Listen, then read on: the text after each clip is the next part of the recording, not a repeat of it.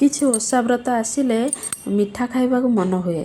ଓଡ଼ିଆ ଘରେ ସାଧାରଣତଃ କ୍ଷୀରି ବନାନ୍ତି। ଚାଉଳରେ ହଉ, ସୁଜିରେ ହଉ, ସିମେଇରେ ହଉ, ଯେଉଁଥିରେ ହଉ ଟିକେ କ୍ଷୀରି ବନାନ୍ତି। ମୁଁ ଆଜି ସଂକ୍ରାନ୍ତିରେ ସୁଜିରେ କ୍ଷୀରି ବନେଇଛି।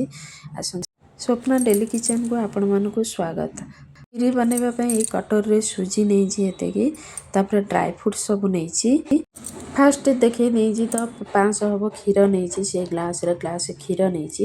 ଏଠି ମୁଁ ଘିଅ ନେଇଛି, ଘିଅର ବାସ୍ନାଟା ଭଲ ଆସିବା ପାଇଁ କ୍ଷୀରିରେ।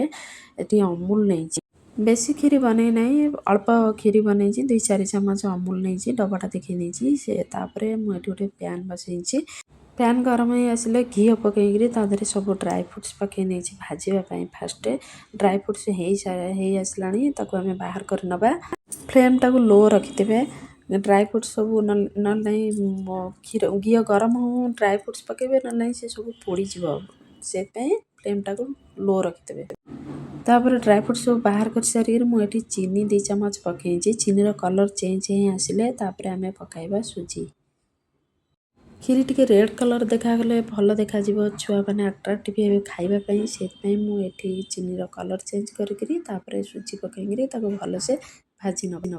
ସୁଜିର କଲର୍ ଚେଞ୍ଜ ହେବା ଯାଏ ଭାଜିବା, ତା'ର କଞ୍ଚା ସ୍ମେଲ୍ ଯିବା ଯାଏ ସେମିତି ଭାଜିକିରି ତାକୁ ଭଲସେ ଟିକେ ଭାଜିଦେବା। ତାପରେ ମୁଁ ଏଠି ଦେଖେଇବାକୁ ଭୁଲି ଯାଇଛି, ତେଜପତ୍ରଟା ପକାଇଛି, ଭଲ ବାସ୍ନା ଆସିବା।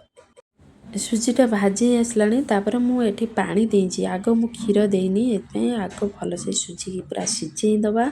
ତାପରେ ସିଝି ଆସିଲା ପରେ ତାପରେ ମୁଁ କ୍ଷୀର ଏଠି ପକାଇକିରି ତାକୁ ଗୋଳେଇ ନେଇଛି। କ୍ଷୀରିରେ କିଛି ପକାନ୍ତୁ ନ ପକାନ୍ତୁ, ଡ୍ରାଏ ଫ୍ରୁଟ୍ସ ନଥିଲେ ବି ଚଳିବ, କିନ୍ତୁ ଗୁଜୁରାତି ଆଉ ତେଜପତ୍ର କେବେ ବି ସ୍କିପ୍ କରିବେ ନାହିଁ। ତାକୁ ପକାଇଲେ ନା କ୍ଷୀରିଟା ବହୁତ ବଢ଼ିଆ ବାସ୍ନା ଆସିବ। କ୍ଷୀର ପକାଇକିରି ଏଠି ଭଲସେ ଗୋଳେଇ ହେଇକିରି 2-3 ଫୁଟଣ ଆସି ସାରିଲା ବାଦେ ମୁଁ ଏଠି ଚିନି ଲାଷ୍ଟରେ ଚିନି ଆଡ଼୍ କରିଛି। ଚିନି ସେଇ କଟୋରୀ, ଯେଉଁ କଟୋରୀରେ ମୁଁ ସୁଜି ନେଇଥିଲି ତାଠାରୁ ଟିକେ କମ୍ ହେବ ଚିନି ନେଇଛି, କାରଣ ମିଠା ଯିଏ ଯେମିତି ପସନ୍ଦ କରନ୍ତି ସେମିତି ମିଠା ପକାଇ ପାରିବେ। ମିଠାକୁ ବାଲାନ୍ସ କରିବା ପାଇଁ ମୁଁ ଏଠି ଲୁଣ ପକାଇଛି ସ୍ୱାଦ ଅନୁସାରେ। ତାପରେ ମୁଁ ଏଠି ଡ୍ରାଏ ଫ୍ରୁଟ୍ସ ପକାଇକିରି ତାକୁ ଆଉ 2-3 ମିନିଟ୍ ଫୁଟେଇବା। କ୍ଷୀରିଟାକୁ, ସୁଜି କ୍ଷୀରିଟାକୁ ଫୁଟେଇବା। ମୁଁ ବହୁତ ଘରେ ଦେଖିଛି ସୁଜି କ୍ଷୀରି ଜଲ୍ଦି ହେବା ପାଇଁ ତାକୁ ଜଷ୍ଟ ପାଣି ଦେଇକିରି ଫୁଟେଇ ଦିଅନ୍ତି, ତାପରେ ଚିନି ଦେଇକିରି କ'ଣ ନା ସୁଜି କ୍ଷୀରି ହେଇଗଲା। କିନ୍ତୁ ଏମିତି ଥରେ କଲେ ବହୁତ ବଢ଼ିଆ ଲାଗିବ ଆଉ ବହୁତ ବଢ଼ିଆ ଟେଷ୍ଟ ଲାଗିବ କ୍ଷୀରି। ଭଲ ବାସ୍ନା ହେବା ପାଇଁ ଗୁଜୁରାତି ଗୁଣ୍ଡ ପକାଇ ନେଇଛି। ତାପରେ ଆମେ ଏଠି କ୍ଷୀରିଟାକୁ ଗୋଟେ ତାଟିଆରେ ସର୍ଭ କରିବା। ଦେଖନ୍ତୁ ମୋ କ୍ଷୀରିଟା କେମିତି ହେଇଛି। ମୁଁ ଏଠି ଡ୍ରାଏ ଫ୍ରୁଟ୍ସ ଦେଇକିରି ପୁରା ସଜେଇ ନେଇଛି।